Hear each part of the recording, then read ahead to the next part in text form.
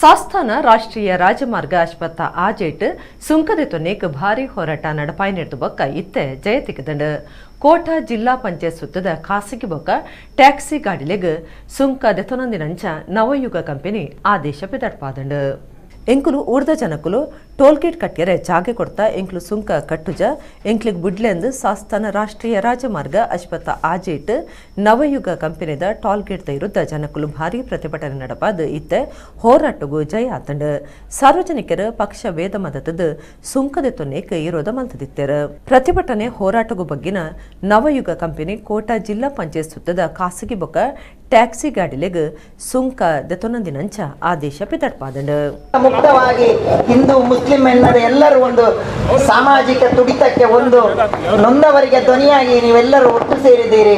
ನಮ್ದೆಲ್ಲ ಚಿಂತನೆ ಏನಂತ ಹೇಳಿದ್ರೆ ನಮ್ಮ ಎರಡೂ ಅವಿಭಕ್ತ ಚಕ್ರ ಜಿಲ್ಲೆಯ ಟೋಲ್ ಮುಕ್ತ ಆಗ್ಬೇಕಂತೆಲ್ಲ ಅನ್ನುವಂಥದ್ದು ನಮ್ಮ ಪ್ರಯತ್ನ.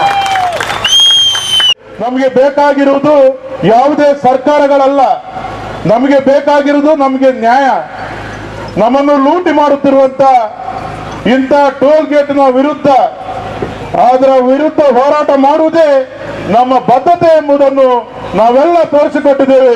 ಅದಕ್ಕೆ ನಾನು ಮೊದಲು ಎಲ್ಲ ಜನಪ್ರತಿನಿಧಿಗಳಿಗೆ ನಾನು ಅಭಿನಂದನೆಯನ್ನು ಸಲ್ಲಿಸ್ತಾ ಇದ್ದೇನೆ. ನಾನು MP ಆಗುವುದಕ್ಕೆ ಮೊದಲೇ ಈ ಹೈವೇ ಕೆಲಸ ಮುಗಿಬೇಕಾಗಿತ್ತು. ಆದರೆ ದುಸ್ಥಿತಿ ಎಲ್ಲಿಗೆ ಬಂದಿದೆ ಅಂತಂದ್ರೆ ನನ್ನ MP ಅವಧಿ ಮುಗಿಯುವ ಕಾಲಕ್ಕೇನು ಇದು ಮುಗ್ದಿಲ್ಲ. ನಾನು ಎಲ್ಲ ಸಂದರ್ಭದಲ್ಲಿ ಅವರಿಗೆ ಹೇಳಿದ್ದೆ 95% ಜಾಸ್ತಿ ಕೆಲಸ ಆಗೋ ತನಕ ಯಾವುದೇ ಟೋಲನ್ನು ಸಂಗ್ರಹ ಮಾಡಬಾರ್ದು ಅಂತ ಆ ಅಧಿಕಾರಿಗಳ ಮುಂದೆ ಇಟ್ಟು ಇದಕ್ಕೇನಾದ್ರೂ ಪರಿಹಾರ ಸಿಗುತ್ತೆ ಅನ್ನೋದಕ್ಕೆ ಅತ್ಯಂತ ಪ್ರಾಮಾಣಿಕ ಪ್ರಯತ್ನವನ್ನು ನಾನು ಮಾಡ್ತೀನಿ ಅನ್ನುವಂಥ ಭರವಸೆಯನ್ನು ನಿಮಗೆ ಕೊಡ್ತೇನೆ.